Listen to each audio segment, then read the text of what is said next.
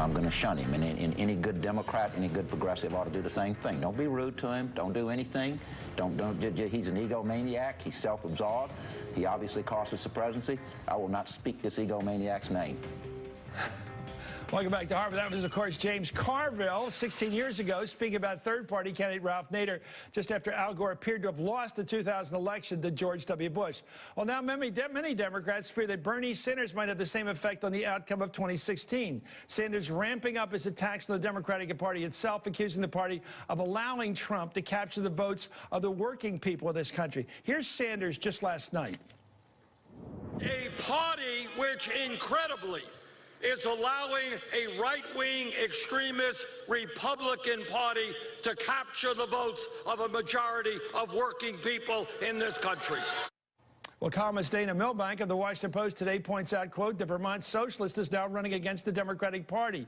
And of his recent attacks on the party, Milbank writes, this was Ralph Nader's argument in 2000. There isn't much difference between the two parties. It produced President George W. Bush. I'm joined right now by former third-party candidate and consumer advocate and my personal hero, Ralph Nader, who's host of the Ralph Nader Radio Hour and is host of Breaking Through Power to mark the 50th anniversary of his landmark book, Unsafe at Any Speed. Ralph, thank you. Tell us about this 50th anniversary of Unsafe at Any Speed, your book about auto safety.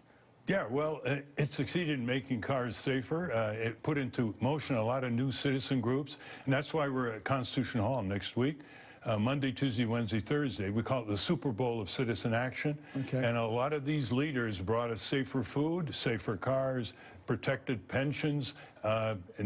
Look at Sid Wolf. He took all kinds of dangerous drugs off the market. Yeah. These are the experts, movers, and shakers that are off limits to the election. Nobody wants to. Well, let me hear about it, because I knew a lot of them back then. Yeah. I knew them back, Mike Perchuk and Magnuson and Frank Moss and all those guys in the U.S. Senate and the staffers who work with you on truth in packaging, truth in labeling, all kinds of that good stuff, so you can eat a can of tuna fish and it's safe and you get on a plane. Anyway, what happened to all that reform?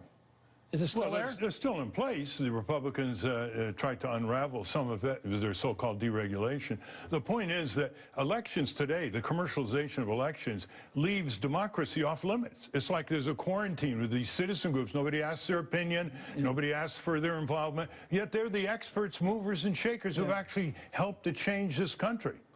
Okay, let me ask you about this choice people face tonight. Bernie Sanders has still got a lot of zealotry behind him, a lot of passion behind him. He's losing in the numbers. It may be almost impossible at this point for him to win. How should progressives end up this campaign? How should it work to win the election against Trump?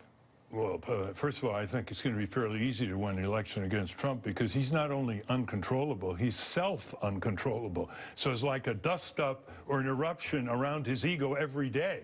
Yeah. You know, if you run for president, it's not all about you, it's about the people. So I don't think that's going to be that difficult a victory. However... But you don't want to vote for Hillary. I heard. No, not a corporatist and a militarist. How do you, okay, so how do you beat Trump if she's the only alternative? Well, she or Bernie could beat Trump. Bernie's ahead in the polls against Trump. You know. But you know, I know it all. But what about come July when you have to choose? What do you do? What do you decide? Well, my vote is one of conscience. I don't disclose my vote, but I never vote for somebody I don't believe in. Obviously, I don't believe in Hillary's militarism. Okay. I can see. I think she's more hawkish than Obama. Certainly, she scares the generals. How far do you think she's more hawkish than Trump? Trump is unknown quantity. First, he says he wants to negotiate with adversaries in North Korea and Russia, and then he says he wants to smash anybody who challenges us and threatens us. So it's an extremely unstable situation, which is why the business community is going nuts. They don't know what to do. Let's deal with this, because you've been at war with General Motors in the beginning 50 years ago, and this corporate thing. Explain to people who are not on the serious left here, what is it about corporations that you think are inimical to a democracy? What is the problem with corporations? It's because they measure their progress by the monetized yardstick of profits, etc. First, they want to control everything. Everything's for sale. So they strategically plan our elections, our military procurement. They plan our tax system. They even commercialize childhood to sell kids things that are not good for them. In other words, they don't know boundaries. Every major religion in the world warned their adherents not to support heavily the merchant class. Beware, because they don't know boundaries that protect other values, you see? So in this situation, we got a corporate state.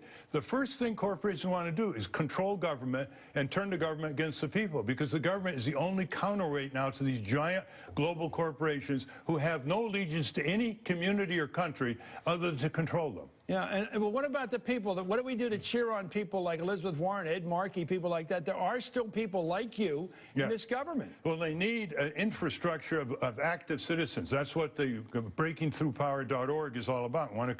People come to Constitution Hall, they will see success. Okay. And they will say, look, how small these groups are. They improved our country over the years. What if we were more engaged? I want to give you the ad here. Breaking Through Power, next week in Washington at Constitution Hall. Right. Breakingthroughpower.org. Come one, come all. They can't pay the ticket. They get it free on a scholarship. Ralph Nader, thank you, sir. Thank you. Only one Ralph Nader. Thank you. Up next, fortunately, just kidding, the Hardball Roundtable on Bernie Sanders' war with